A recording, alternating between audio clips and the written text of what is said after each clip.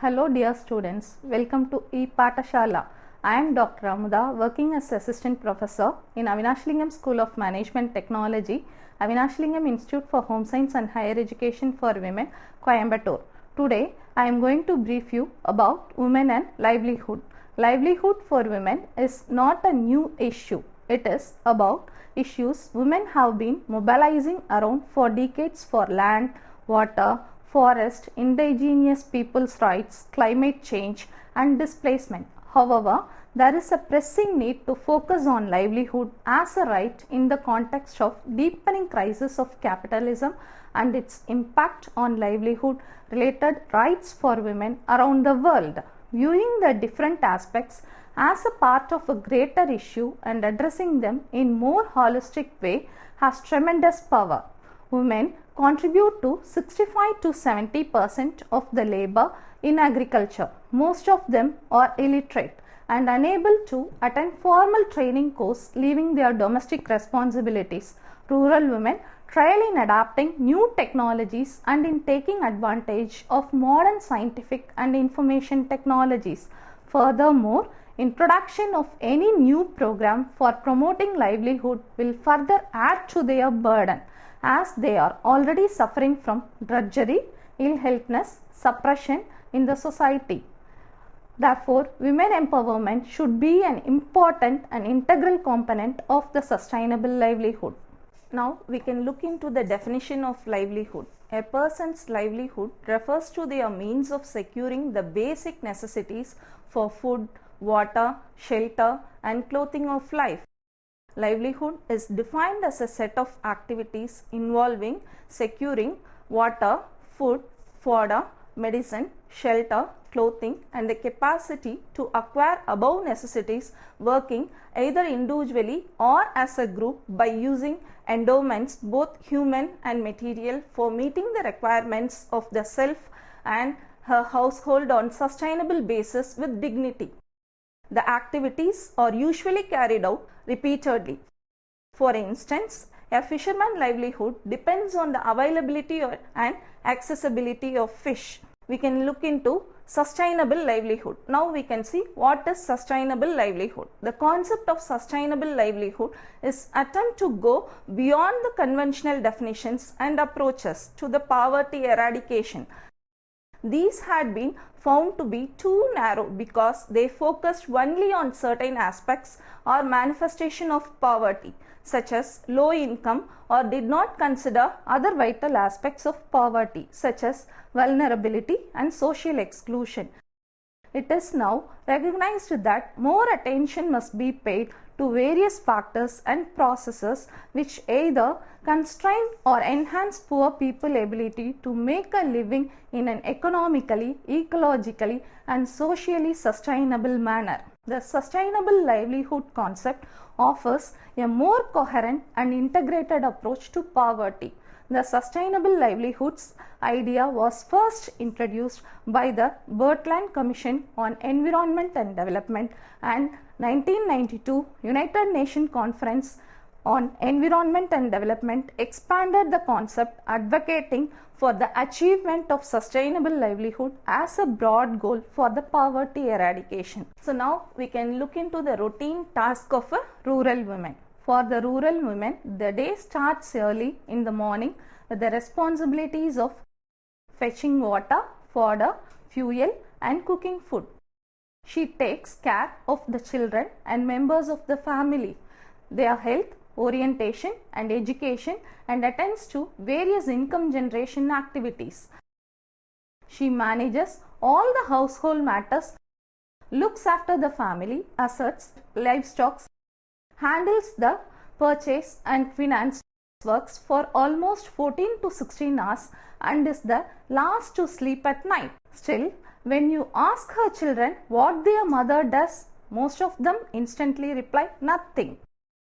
There is no recognition for their hard work just because her work is not evaluated in terms of money.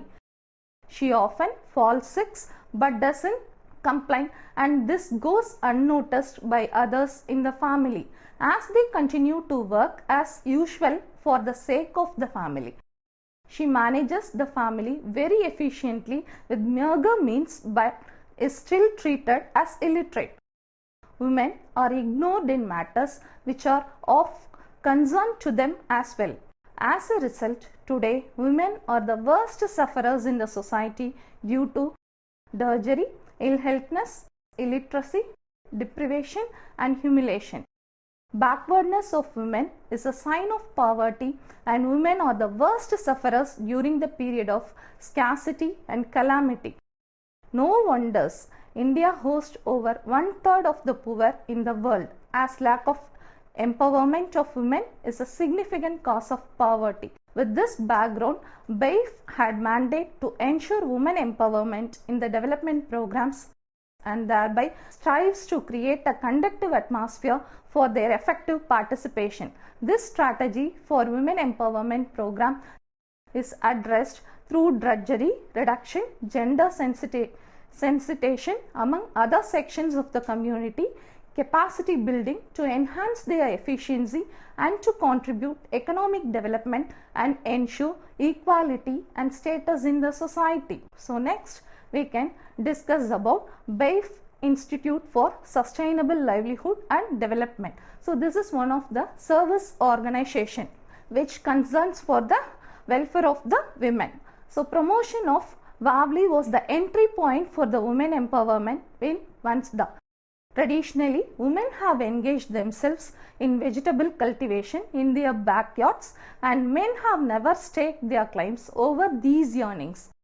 This custom, known as WAVLI, ensured exclusive right of women over their earnings. Realizing that WAVLI could be an excellent opportunity to women empowerment, several new activities such as nurseries of fruits and forestry plants, mushroom production, large-scale vegetable production and shared cropping by women group were introduced.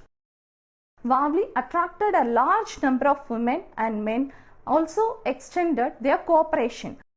The earnings from WAVLI were used by the women for food, clothing and procurement of utensils and ornaments, which were their priority. Hence, WAVLI turned out to be a golden opportunity to implement the Archer development program successfully while enlightening the man about the role of women in the economic development. This incident motivated BAIF to ensure equal opportunity for the women in all the development programs. So now we can look into what is drudgery reduction. The extent of burden and sufferings of the rural women in India vary widely with the social and economic status, local customs, size of the family and many other factors. Hence, an intensive study with close interaction with women can help to identify suitable solutions for their problem. Based on the needs, the drudgery reduction measures introduced for women include creation of safe drinking water sources closer to their houses, maternal and child health and family welfare, strengthening of traditional healthcare practices, training of midwives and upgrading the skill of the local healers, awareness on health, hygiene and sanitation, training of local youth as health guidance for first aid, establishment of community grain banks and promotion of nutritional garden, promotion of energy conservation devices, improved wood stoves, biogas, solar devices and energy plantation, establishment of Anganwadis and awareness of girls' education. So these activities have been very well appreciated and are also being encouraged by the male members of the society. So next comes the gender equality. Now let us see what is gender equality. While interacting with the rural women, the major obstacles were the elder male members of the family who were used to seeing their women subdued and non-interfering and who never stepped outside the house on their own. A dialogue with women threatened their status and dominance. Therefore, it was helpful to sensitize the men about the benefits of women empowerment, particularly with respect to development of children and enhancement of skill for income generation. The other aspects which required Persuasion, where opening of joint bank accounts and registering assets and lands titles jointly. Recognition of their services to the family and society could empower them further and provide equal status in the society. So next we can see about the gender sensitive approach to women empowerment. Drudgery reduction to facilitate participation in economic development, involvement in decision making process, identification of strategic gender needs and addressing them, capacity building in technical skills, information sharing and leadership development, formation of self-help groups for solidarity, awareness and motivation, addressing common problems and microfinancing. Economic development, enhance abilities to contribute to family income, access to credit and assets and reduce economic dependence. Staff orientation to adopt sustainable approach to address the problems and encourage participatory development. Gender vigilance to ensure women's participation in all fronts and access to benefit in training, entrepreneurship and activities of Panchayat Raj institutions. Creating of awareness among men could enlist greater support for women participation in the various development programs. In many regions, the men have taken a path contrary to the tradition to empower the women. So next we can see about capacity building. Here subsequently building of capabilities to create awareness, improve their skills, develop leadership and link with technologies, trade, financial institutions and local governments can empower them to take active part in socio-economic development at par with others. Such steps have led the community towards the literate and progressive society, directly benefiting every family and help to bring the rural women as a key players into mainstream development. With various women empowerment activities and training, there has been a significant increase in the confidence of women. They have developed mutual trust, social security skills and access to technology and credit through their self-help groups and various people organizations. The women group have motivated the entire community to take up hygiene, sanitation, family planning and healthcare activities with the community. Several groups have established their grain banks to ensure food security for their members. There has been increased awareness about education for children, particularly girls. Prevention of child marriage has been an important agenda of many self-help groups which has been endorsed by other sections of the community as well. So next we can look into the other type of service organization, which is the Azad India Foundation. So here we can see about girl and women trafficking in India. Trafficking. First let us see what is trafficking.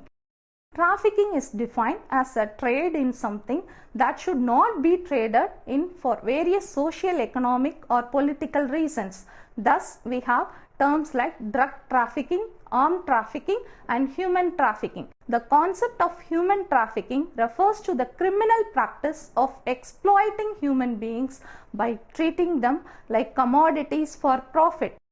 Even after being trafficked, victims are subjected to long-term exploitation. The crime of trafficking manifests itself through the following. According to the recent survey, women are bought and sold with impunity and trafficked at will to other countries from different parts of India. Trafficking both for commercial, sexual exploitation and for non-sex based exploitation is a traditional and complex challenge as it is an organized criminal activity, an extreme form of human rights violation and an issue of economic empowerment and social justice. This trafficking of women and children causes untold miseries as it violates the rights and dignity of the individual in several ways. It violates the individual rights to life, dignity, security, privacy, health, education and redressal of grievances. So next we can see the methods and strategies of prevention of these traffickings. Here for this, the United Nations protocol contains a number of provisions aimed at preventing trafficking. State parties are required to establish policies, programs, and other measures aimed at preventing trafficking and protecting trafficking persons from re-victimization. Therefore, policies, programs, and strategies that address prevention have to be unique with an focus on an orientation towards all these issues. Strategies in all these areas have to be oriented towards the specific characteristics of the situation and the target group. The strategies should address the issues of livelihood options and opportunities by focusing on efforts to eradicate poverty, illiteracy, etc. Education and other services should be oriented towards capacity buildings and the consequent empowerment of vulnerable groups. Gender discrimination and patriarchal mindset are important constituents and the catalyst of the vulnerability of women and girl children. This manifests itself in several serious violations of women's rights, such as high incidence of female foeticides and infanticides, and the discrimination against women in healthcare, education, and employment. Since these are vulnerability factors that trigger trafficking, preventing strategies need to be oriented accordingly. At the micro level, the prevention of trafficking in the source areas required a working partnership between the police and NGOs. Public awareness campaigns and the community participation are key to prevention programs. Prevention is better achieved by community policing. Creating legal awareness is one of the most important functions of any social action program, because without legal awareness it is not possible to promote any real social activism. Immigration officials at the borders need to be sensitized so that they can network with the police as well as with the NGOs working on preventing trafficking. Helplines and help booths are very important for providing timely help to any person in distress. So next we can see the skill training program which is offered by this service organization. The main aim of this program is to enhance the quality of life of women through increased knowledge and skills. The foundation also realized that merely imparting literacy would not be sufficient. The women need vocational training or skill also to uplift their status. They should be able to stand on their feet and provide for their families. The discussion with women revealed that they are also interested in learning some skill to supplement their household income. They showed interest in learning stitching and tailoring. Foundation opened 6 vocational training centers on experimental basis. In a very short duration of 6 months, most of the women have become proficient in basic cutting and stitching. The credit goes to the students and the teachers, who again form the community, are taking tremendous interest and teaching with their full dedication. After successful completion of the course, they will be encouraged to get bank loans to start their own business. So the next type of service organization is Bharatiya Samruddhi Investment and Consulting Services, which is also known as BASICS. So BASICS is a livelihood promotional institutions established in 1996, working with over 3.5 million customers, over 90% being rural poor households and about 10% urban slum dwellers. So BASICS, it works in 18 states such as Andhra Pradesh, Karnataka, Orissa, Jharkhand, Maharashtra, Madhya Pradesh, Tamil Nadu, Rajasthan, Bihar, Chhattisgarh, West Bengal, Delhi, and so on. And it covers 223 districts and over 39,251 villages. The BASIC Social Enterprise Group has been working internationally for over 10 years. The main mission of the BASIC is to promote a large number of sustainable livelihood, including for rural poor and women, through the provision of financial services and technical assistance in their integrated manner. Next, we can look into the services which is provided by the BASICs. Basic strategy is to provide a comprehensive set of livelihood promotion services, which includes financial inclusion services, agricultural business development services, and institutional development services to the rural poor household under one umbrella. So it is depicted in the diagram. Next we can look into the concept of women empowerment. So empowerment, it refers to increasing the spiritual, political, social or economic strength of individual and communities. It often involves the empowered developing confidence in their own capacities. So here, having decision making power of their own. The women should have the decision making power of their own. Having access to information and resources for taking proper decisions. Having a range of options from which you can make choices, like just not yes, no, either or likewise. Ability to exercise assertiveness in collective decision making. Having a positive thinking on the ability to make change. Ability to learn skills for improving one's personal or group power.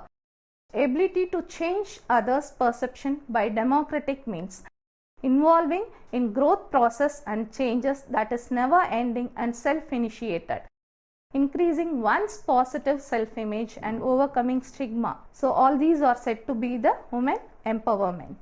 So I would like to conclude the session Women and Livelihood by saying promoting safe, flexible, female-friendly employment and workspace for women is essential. Job opportunities are limited in villages, but women generally have reluctant to see employment outside of their villages.